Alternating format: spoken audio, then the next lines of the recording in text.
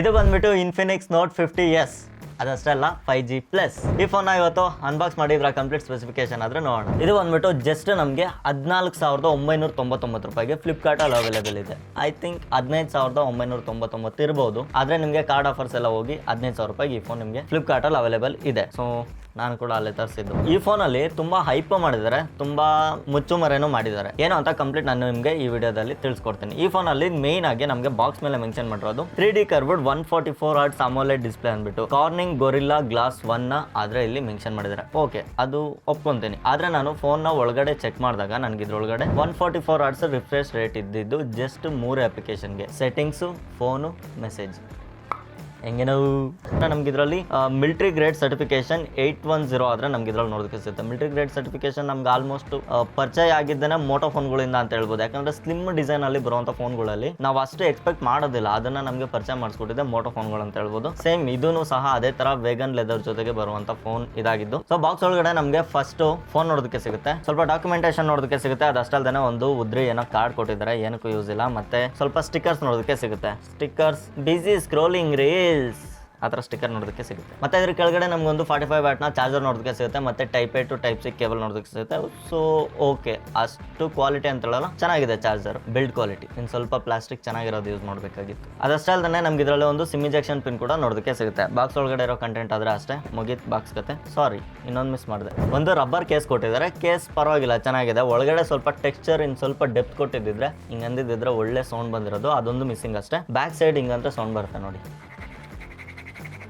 Back side ನಮಗೆ vegan ಲೆದರ್ನ texture ಆದ್ರೆ ನೋಡೋದಕ್ಕೆ ಸಿಗುತ್ತೆ. ಇದು ಬಂದ್ಬಿಟ್ಟು ನಮಗೆ ಇದರಲ್ಲಿ ಟೋಟಲ್ 3 ಕಲರ್ ನೋಡೋದಕ್ಕೆ ಸಿಗುತ್ತೆ. ಟೈಟಾನಿಯಂ ಗ್ರೇ, ಇದೊಂದು ಬ್ಲೂ ಕಲರ್, ಇನ್ನೊಂದು ಬಂದ್ಬಿಟ್ಟು ಅದೆಂತದ್ದು ರೆಡ್ ಅಂತೆ. ಏನ್ ರೆಡ್? ಬರ್ಗಂಡಿ ರೆಡ್ ಅಂತೆ. ಫ್ಲಿಪ್ಕಾರ್ಟ್ ಅಲ್ಲಿ ನಾನು ನೋಡಿದ ಪ್ರಕಾರ ಬ್ಲೂ ಕಲರ್ ಒಂದೇ ನಮಗೆ ವೀಗನ್ ಲೆದರ್ ಬ್ಯಾಗ್ ಜೊತೆಗೆ ಬರುವಂತದ್ದು. ಇನ್ನೆರಡು ಬಂದ್ಬಿಟ್ಟು ಪ್ಲಾಸ್ಟಿಕ್ ಬ್ಯಾಗ್ ಜೊತೆ ಬರುತ್ತೆ. ಸ್ವಲ್ಪ ಗ್ಲಾಸ್ ಫಿನಿಶ್ ಇರುತ್ತೆ ಅಂತ ಹೇಳ್ಬೋದು, ಪ್ಲಾಸ್ಟಿಕ್ ಬ್ಯಾಗ್ ಆಗಿರುತ್ತೆ. ಮತ್ತೆ ನಮ್ಗೆ ಇದರಲ್ಲಿ ರೆಡ್ ಕಲರ್ ಪ್ಲಾಸ್ಟಿಕ್ ಬ್ಯಾಗ್ ಅಲ್ದೇನೆ ಇದೇ ತರ ವೀಗನ್ ಲೆದರ್ ಕೊಟ್ಟಿದ್ರೆ ಚೆನ್ನಾಗಿರ್ತಿತ್ತು ಅಂತ ನನ್ಗೆ ಅನ್ನಿಸ್ತಿದೆ. ಬಟ್ ಆದ್ರೆ ಕೊಟ್ಟಿಲ್ಲ, ಏನ್ ಮಾಡೋದು? ಯಾರಿಗೋ ಒಬ್ರು ಕೊಟ್ಟಿದ್ದಾರೆ, ಅವ್ರು ಎಂಜಾಯ್ ಮಾಡ್ಕೊಳ್ಳಿ. ನಮಗೆ ಫೋನ್ ಬಂದ್ಬಿಟ್ಟು ನೀವು ಇಲ್ಲಿ ಎಡ್ಜಲ್ಲಿ ನೋಡಬಹುದು 3D ಕರ್ವ್ಡ್ AMOLED ಡಿಸ್ಪ್ಲೇ ಆದ್ರೆ ಇದರಲ್ಲಿ ಯೂಸ್ ಮಾಡಿದ್ದಾರೆ. ಸೊ ಇದು ಕರ್ವ್ ಇರೋದ್ರಿಂದ ನಮಗೆ ಸ್ಲಿಮ್ ಫೀಲ್ ಆಗುತ್ತೆ. ಆಕ್ಚುಲಿ ಇದು ಸ್ಲಿಮ್ ಇದೆ, 7.6 mm ಅಷ್ಟೇ ಸ್ಲಿಮ್ ಇರುವಂತ ಫೋನ್ ಇದಾಗಿದ್ದು. ನಮ್ಗೆ ಇದು ವೆಯ್ಟ್ ಬಂದ್ಬಿಟ್ಟು ಅರೌಂಡ್ 180 ಗ್ರಾಮ್ 179 ಗ್ರಾಮ್ ಸಮಥಿಂಗ್ ಇದು ಬರುತ್ತೆ. ಸೊ 180 ಗ್ರಾಮ್ ಅರೌಂಡ್ ಅಂತ ನಾವು ಅನ್ಕೊಬಹುದು. ಚಾರ್ಜ್ ಹಾಕಿದಾಗ ಒಂದು ಸ್ವಲ್ಪ ಜಾಸ್ತಿ ಆಗಿರ್ಬಹುದು, 1 ಗ್ರಾಮ್ 2 ಗ್ರಾಮ್ ಏನೋ ಮಾಡೋದಕ್ಕಾಗೋದಿಲ್ಲ.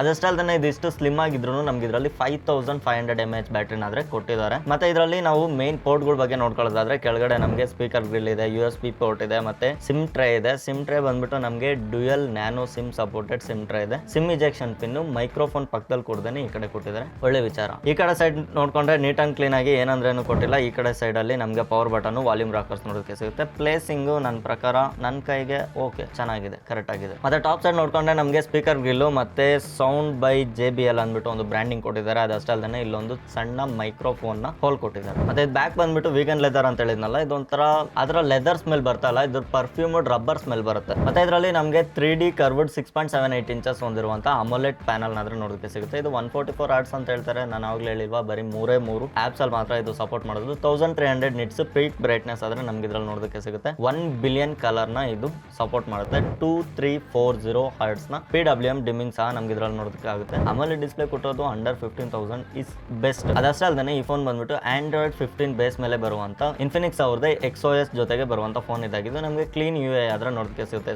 ಸ್ಮೂತ್ ಅನಿಮೇಷನ್ಸ್ ಇದೆ, ಟ್ರಾನ್ಸಿಷನ್ಸ್ ಎಲ್ಲ ತುಂಬಾ ಸ್ಮೂತ್ ಆಗಿದೆ. ಓಕೆ, ಈ ಪ್ರೈಸ್ ಪಾಯಿಂಟ್ ಗೆ ನಾವು ಇನ್ನೂ ಜಾಸ್ತಿ ಏನು ಎಕ್ಸ್ಪೆಕ್ಟ್ ಮಾಡೋದಕ್ಕಾಗಲ್ಲ. ಬಟ್ ಆದ್ರೂ ಇದರಲ್ಲಿ ಇನ್ನೂ ಫೀಚರ್ಸ್ ಏನು ಕಮ್ಮಿ ಆಗಿಲ್ಲ. ಇದರಲ್ಲಿ ಸುಮಾರು AI ಫೀಚರ್ಸ್ ಮಾತ್ರ ಕೊಟ್ಟಿದ್ದಾರೆ. ನೀವು ಸೆಟ್ಟಿಂಗ್ಸ್ ಹೋಗ್ಬಿಟ್ಟು ಸ್ವಲ್ಪ ಇಲ್ಲಿ ಮೇಲೆ ಸ್ವೈಪ್ ಮಾಡಿದ್ರೆ ಇನ್ಫಿನಿಕ್ಸ್ AI ಅಂದ್ಬಿಟ್ಟು ನಿಮ್ಗೆ ಒಂದು ಆಪ್ಷನ್ ನೋಡೋದಕ್ಕೆ ಸಿಗುತ್ತೆ. ಇದ್ರೊಳಗಡೆ ನಿಮಗೆ ಸುಮಾರು ರೀತಿಯಾದಂತಹ AI ಆಪ್ಷನ್ಸ್ ಆದ್ರೆ ನೋಡೋದಕ್ಕೆ ಸಿಗುತ್ತೆ. ಸರ್ಕಲ್ ಟು ಸರ್ಚ್ ಆಗಿರ್ಬೋದು, AI ಕಟ್ಔಟ್ ಆಗಿರ್ಬೋದು, AI ವಾಲ್ಪೇಪರ್ ಜನರೇಟರ್ ಆಗಿರ್ಬೋದು, ಈ ತರ ರೈಟಿಂಗ್ ಅಸಿಸ್ಟೆನ್ಸ್, ಡಾಕ್ಯುಮೆಂಟ್ ಅಸಿಸ್ಟೆನ್ಸ್, ಮತ್ತೆ ಕಾಲ್ ಟ್ರಾನ್ಸ್ಲೇಟ್, ಕಾಲ್ ಅಸಿಸ್ಟೆನ್ಸ್ ಇವೆಲ್ಲ ನಿಮಗೆ ಇದರಲ್ಲಿ ನೋಡೋದಕ್ಕೆ ಸಿಗುತ್ತೆ. ಇವೆಲ್ಲ AI ಫೀಚರ್ಸ್ ಒಂದು ಲೆವೆಲ್ಗೆ ಅಕ್ಯುರೇಟ್ ಆಗಿ ಇದ್ರಲ್ಲಿ ಕೆಲಸ ಮಾಡ್ತಾ ಇದೆ ಸದ್ಯಕ್ಕೆ. ಸೊ ಅದ್ರಲ್ಲಿ ಏನು ಬೇರೆ ಪ್ರಾಬ್ಲಮ್ಸ್ ಇಲ್ಲ. ಅದಷ್ಟೇ ಅಲ್ಲದೆ ನಾವು ಇದರಲ್ಲಿ ಹಿಂದ್ಗಡೆ ಈ ತರ ಒಂದು ಹ್ಯಾಲೋ ಲೈಟಿಂಗ್ ಅಂತ ಬರುತ್ತೆ. ನಮ್ಗೆ ಇಲ್ಲೊಂದು ಚಿಕ್ಕ ಲೈಟ್ ಕಾಣಿಸ್ತಾ ಇದೆಯಲ್ಲ, ಇದು ಬಂದ್ಬಿಟ್ಟು ನೋಟಿಫಿಕೇಶನ್ ಬಂದಾಗ, ಮಿಸ್ ಕಾಲ್ ಬಂದಾಗ ನೀವು ಇದನ್ನೆಲ್ಲ ಸೆಟ್ಟಿಂಗ್ ಮಾಡ್ಕೊಬಹುದು. ನೀವು ಕಾಲ್ ಬಂದಾಗ ಅಥವಾ ಚಾರ್ಜಿಂಗ್ ಇಡಬೇಕಾದ್ರೆ ಇದನ್ನೆಲ್ಲ ನೋಡ್ಕೊಬಹುದಾಗಿದೆ. ಮತ್ತೆ ಇದರಲ್ಲಿರುವಂತಹ ಐಕಾನ್ಸ್ ನ ಕೂಡ ಕಸ್ಟಮೈಸ್ ಮಾಡ್ಕೊಬಹುದು, ಅದ್ರದ್ದು ಶೇಪ್ ಚೇಂಜ್ ಮಾಡ್ಕೊಬಹುದು, ಕಲರ್ಸ್ ಚೇಂಜ್ ಮಾಡ್ಕೊಬಹುದು, ಥೀಮ್ ಚೇಂಜ್ ಮಾಡ್ಕೊಬಹುದು. ಅದೆಲ್ಲ ಬೇಸಿಕ್ ಸೆಟ್ಟಿಂಗ್ಸ್ ಇದರಲ್ಲಿ ಚೆನ್ನಾಗಿದೆ. ಮತ್ತೆ ಪರ್ಫಾರ್ಮೆನ್ಸ್ ನ ವಿಷಯಕ್ಕೆ ಬಂದ್ರೆ ನಮ್ಗೆ ಇದರಲ್ಲಿ ಮೀಡಿಯಾಟೆಕ್ ಡೈಮೆನ್ಸಿಟಿ 7300 ಅಲ್ಟಿಮೇಟ್ ಪ್ರೊಸೆಸರ್ ಆದ್ರೆ ಕೊಟ್ಟಿದ್ದಾರೆ.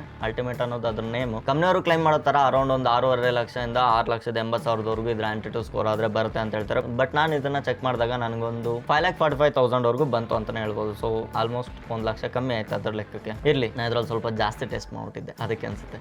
ಇದು ಬಂದ್ಬಿಟ್ಟು 60 FPS ಅಲ್ಲಿ ಗೇಮಿಂಗ್ ನ ಈಸಿಯಾಗಿ ಹ್ಯಾಂಡಲ್ ಮಾಡುತ್ತೆ. ನೀವೇನಾದ್ರೂ ಫ್ರೀ ಫೈರ್ ಆ ಥರದ ಗೇಮ್ಸ್ ಏನಾದ್ರು ಆಡಿದ್ರೆ ಒಂದು 90 FPS ವರೆಗೂ ಇದು ಸಪೋರ್ಟ್ ಮಾಡುತ್ತೆ. ಯಾಕಂದ್ರೆ ಇದರಲ್ಲಿ LPDDR5X ನ ರ್ಯಾಮ್ ಸಪೋರ್ಟ್ ಆದ್ರೆ ನಮ್ಗೆ ಇದ್ರಲ್ಲಿ ಕೊಟ್ಟಿದ್ದಾರೆ. ಅದಷ್ಟೇ ಅಲ್ಲದೆ ನಮ್ಗೆ ಇದರಲ್ಲಿ UFS 2.2 ಸ್ಟೋರೇಜ್ ವೇರಿಯಂಟ್ ಆದ್ರೆ ನೋಡೋದಕ್ಕೆ ಸಿಗುತ್ತೆ. ಇದರಲ್ಲಿ ಅದಷ್ಟೇ ಅಲ್ಲದೆ ಇದರಲ್ಲಿ ಬೇಸ್ ವೇರಿಯಂಟ್ ಬರೋದೇ 8GB ರ್ಯಾಮ್. ನೀವು ಇದನ್ನ ವರ್ಚುವಲ್ ರ್ಯಾಮ್ 8GB ವರೆಗೂ ಅಪ್ಗ್ರೇಡ್ ಮಾಡ್ಕೊಬಹುದು. ಮತ್ತೆ ಇದರಲ್ಲಿ 256GB ವೇರಿಯಂಟ್ ಸಹ ಇನ್ನೊಂದು ಬರುತ್ತೆ, ಅದ್ರ ಬಗ್ಗೆ ನಾನು ಆಮೇಲೆ ಹೇಳ್ತೀನಿ. ಸೊ ಗೇಮಿಂಗ್ಗೆ ಅಂತ ಬಂದಾಗ ನಮ್ಗೆ ಇದರಲ್ಲಿ ಕೆಲವೊಂದು ಗೇಮಿಂಗ್ ಮೋಡ್ಸ್ ಕೂಡ ನೋಡೋದಕ್ಕೆ ಸಿಗುತ್ತೆ. ಸೊ ಆ ಗೇಮಿಂಗ್ ಮೋಡ್ ನ ಆಕ್ಟಿವೇಟ್ ಮಾಡಿದಾಗ ಗೇಮಿಂಗ್ ಅಲ್ಲಿ ನಾರ್ಮಲ್ ಬೈಪಾಸ್ ಚಾರ್ಜಿಂಗ್ ಅದೆಲ್ಲ ಇರುತ್ತಲ್ಲ, ಅದೆಲ್ಲ ಇದರಲ್ಲಿ ಅವೈಲೇಬಲ್ ಇದೆ. ಮತ್ತೆ ಇದರ ಕನೆಕ್ಟಿವಿಟಿಯ ವಿಷಯಕ್ಕೆ ಬಂದ್ರೆ ನಮ್ಗೆ ಇದರಲ್ಲಿ ಡ್ಯುಯಲ್ ಬ್ಯಾಂಡ್ ವೈಫೈ ನೋಡೋದಕ್ಕೆ ಸಿಗುತ್ತೆ. ಬ್ಲೂಟೂತ್ 5.4 ನ ಸಪೋರ್ಟ್ ಇದೆ. IR ಬ್ಲಾಸ್ಟರ್ ಇದೆ. IR ಬ್ಲಾಸ್ಟರ್ ಬಂದ್ಬಿಟ್ಟು ನೀವು ಇಲ್ಲಿ ನೋಡ್ತಿದ್ರಲ್ಲ, ಇದೇ ಸೆನ್ಸರ್ IR ಬ್ಲಾಸ್ಟರ್ ಆಗಿರುತ್ತೆ. ಇಲ್ಲಿ ಮೇಲೆ ಕೊಟ್ಟಿಲ್ಲ. ಇದರಲ್ಲಿ ಟೋಟಲ್ 10 5G ಬ್ಯಾಂಡ್ಸ್ ನೋಡೋದಕ್ಕೆ ಸಿಗುತ್ತೆ. ಮತ್ತೆ NFC ಅವೆಲ್ಲ ಇಲ್ಲ, ಪರವಾಗಿಲ್ಲ. NFC ಇಲ್ಲ ಅಂದ್ರೂ ಏನು ಡಿಫ್ರೆನ್ಸ್ ಆಗೋದಿಲ್ಲ. NFC ಯಾರು ಜಾಸ್ತಿ ಯೂಸ್ ಮಾಡೋದಿಲ್ಲ. ಮತ್ತೆ ಇದರ ಮಲ್ಟಿಮೀಡಿಯಾ ವಿಷಯಕ್ಕೆ ಬಂದ್ರೆ ನಮ್ಗೆ ಇದರಲ್ಲಿ JBL ಟ್ಯೂನ್ಡ್ ಸ್ಟೀರಿಯೋ ಸ್ಪೀಕರ್ಸ್ ನೋಡೋದಕ್ಕೆ ಸಿಗುತ್ತೆ. ಒಂದು ಒಳ್ಳೆ ಕ್ವಾಲಿಟಿ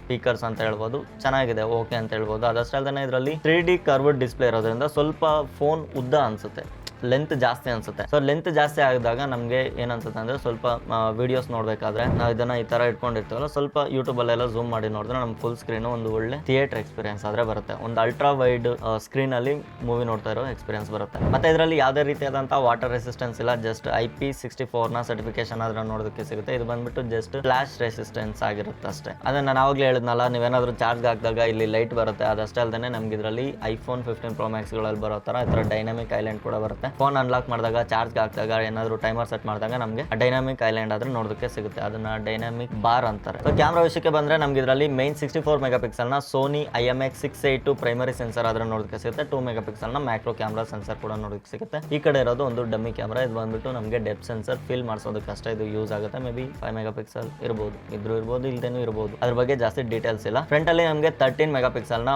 ಒಂದು ಒಳ್ಳೆ ಕ್ಯಾಮ್ರಾ ನೋಡೋದಕ್ಕೆ ಸಿಗುತ್ತೆ, ಸೆಲ್ಫಿ ಕ್ಯಾಮ್ರಾ. ಇದ್ರಲ್ಲಿ ನಾವು ಬಂದ್ಬಿಟ್ಟು ಫ್ರಂಟ್ ಅಂಡ್ ಬ್ಯಾಕ್ ಅಲ್ಲಿ ಎರಡರಲ್ಲೂ 4K 30 FPS ವರೆಗೂ ವಿಡಿಯೋಸ್ ನ ಶೂಟ್ ಮಾಡ್ಕೊಬಹುದು. ಮತ್ತೆ ಪೋರ್ಟ್ರೇಟ್ ಮೋಡ್ ಇದೆ. ಪೋರ್ಟ್ರೇಟ್ ಅಲ್ಲಿ 4 ತರದ ಪೋರ್ಟ್ರೇಟ್ ಮೋಡ್ಸ್ ಇದೆ. ಎ ಕ್ಯಾಮ್ ಇದೆ, ಸೂಪರ್ ನೈಟ್ ಇದೆ, GC ಇದೆ, ಸ್ಲೋ ಮೋಷನ್ ಇದೆ, ಟೈಮ್ ಲ್ಯಾಪ್ಸ್ ಇದೆ, ಡ್ಯುಯಲ್ ವಿಡಿಯೋ, ಪನೋಗ್ರಾಮ, ಇವೆಲ್ಲ ಸುಮಾರು ಫೋನ್ ಅಲ್ಲಿ ನಮಗೆ ಕ್ಯಾಮ್ರಾ ಆಪ್ಷನ್ಸ್ ಆದ್ರೆ ನೋಡೋದಕ್ಕೆ ಸಿಗುತ್ತೆ. ಇವೆಲ್ಲ ನೀವು ಟ್ರೈ ಮಾಡ್ಬೋದು. ಇದೆಲ್ಲ ಜಾಸ್ತಿ ಅಷ್ಟೊಂದು ಯೂಸ್ ಆಗಲ್ಲ. ನಾರ್ಮಲ್ ನೀವು ಇದನ್ನ ಒಂದು ಕ್ರಿಯೇಟಿವಿಟಿ ಆಗಿ ಫೋಟೋಸ್ ಅಥವಾ ವಿಡಿಯೋಸ್ ನ ಕ್ಯಾಪ್ಚರ್ ಮಾಡ್ಬೇಕಂದ್ರೆ ಟ್ರೈ ಮಾಡ್ಬೋದು. ನಾನು ಸ್ಟಾರ್ಟಿಂಗ್ ಅಲ್ಲೇ ಹೇಳ್ದಂಗೆ ನಮ್ಗೆ ಇದರಲ್ಲಿ military grade MIL STD 810H ಆದ್ರೆ ನೋಡೋದಕ್ಕೆ ಸಿಗುತ್ತೆ. ಸೊ ಈ ಸರ್ಟಿಫಿಕೇಶನ್ ಹೊಂದಿರೋದ್ರಿಂದ ಇದನ್ನ ನಾವೇನಾದ್ರೂ ಈ ತರ ಬೀಳ್ಸಿದ್ರು ಏನೂ ಆಗೋದಿಲ್ಲ ಅಂತ ಹೇಳ್ತಾರೆ.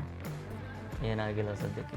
ಫೋನ್ನ ತೊಗೊಂಡಾಗ ಒಂದು ಸ್ವಲ್ಪ ಬ್ಲೋಟ್ವೇರ್ಸ್ ಇರುತ್ತೆ, ನೀವು ಅದನ್ನು ಬೇಕಿದ್ರೆ ಅನ್ಇನ್ಸ್ಟಾಲ್ ಮಾಡ್ಕೊಬೋದು. ಏನು ಆ ಥರ ಹೇಳ್ಕೊಳ್ಳೋ ಅಂಥದ್ದು ಏನಿಲ್ಲ. ಜಸ್ಟ್ ನಮ್ಗೆ ಇದರಲ್ಲಿ ಫೇಸ್ಬುಕ್, ಇನ್ಸ್ಟಾಗ್ರಾಮು ಮತ್ತು ಮೆಸೆಂಜರು ಇಂಥವೇ ನೋಡೋದಕ್ಕೆ ಸಿಗೋದು. ಜಾಸ್ತಿ ಆ ಥರ ಅನ್ವಾಂಟೆಡ್ ಆ್ಯಪ್ಸ್ ಏನು ಇಲ್ಲ. ಕ್ಲೀನ್ ಆ್ಯಂಡ್ ನೀಟಾಗಿ UI ಕೊಟ್ಟಿದ್ದಾರೆ. ಇದು ಬಂದ್ಬಿಟ್ಟು ನಮಗೆ 15,000 ರೂಪಾಯಿ ಒಳಗಡೆ ಬರ್ತಾ ಇರುವಂಥ ಫೋನ್ ಇದಾಗಿರೋದ್ರಿಂದ, 15,000 ರೂಪಾಯಿ ಒಳಗಡೆ ಅಲ್ಲ, 15,000ನೇ, ಓಕೆ, 15,000 ರೂಪಾಯಿಗೆ ಈ ಫೋನ್ ನಮಗೆ ಬರ್ತಾ ಇರೋದ್ರಿಂದ ಈ ಪ್ರೈಸ್ ಪಾಯಿಂಟ್ಗೆ ಇಷ್ಟು ಫೀಚರ್ಸ್ ಕೊಟ್ಟಿರೋದು ಬೆಸ್ಟ್ ಅಂತ ಹೇಳ್ಬೋದು. ಸೊ ಇದಕ್ಕಿಂತ ಜಾಸ್ತಿ ಎಕ್ಸ್ಪೆಕ್ಟೇಷನ್ ಇದರಲ್ಲಿ ಏನು ಇಟ್ಕೊಳ್ಳೋದಕ್ಕಾಗೋದಿಲ್ಲ.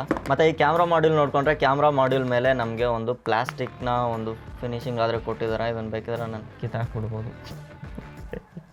ಓಕೆ, ಇದು ಗ್ಲಾಸ್ ಫಿನಿಶಲ್ಲಿ ಪ್ಲಾಸ್ಟಿಕ್ ಕೊಟ್ಟಿದ್ದಾರೆ, ಚೆನ್ನಾಗಿದೆ. ವೀಗನ್ ಲೆದರ್ ಇದೆ. ಮತ್ತು ಹಿಂದ್ಗಡೆ ನಮಗೆ ಇನ್ಫಿನಿಕ್ಸ್ 5G+ ಅಂದ್ಬಿಟ್ಟು ಒಂದು ಬ್ರ್ಯಾಂಡಿಂಗ್ ನೋಡೋದಕ್ಕೆ ಸಿಗ್ತಾ ಇದೆ.